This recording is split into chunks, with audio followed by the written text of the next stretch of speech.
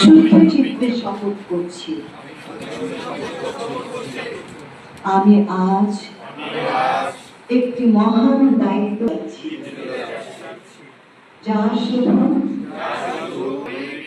নৈতিক আহ্বান, দেশ গড়ার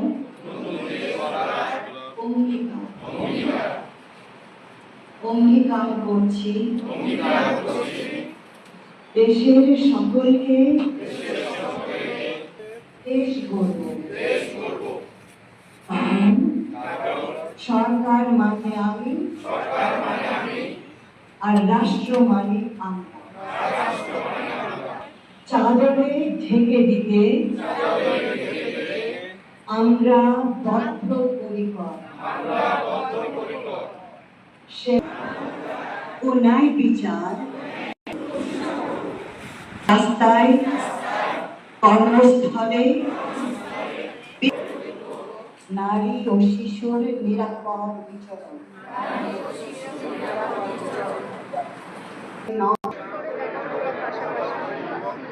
সুশীল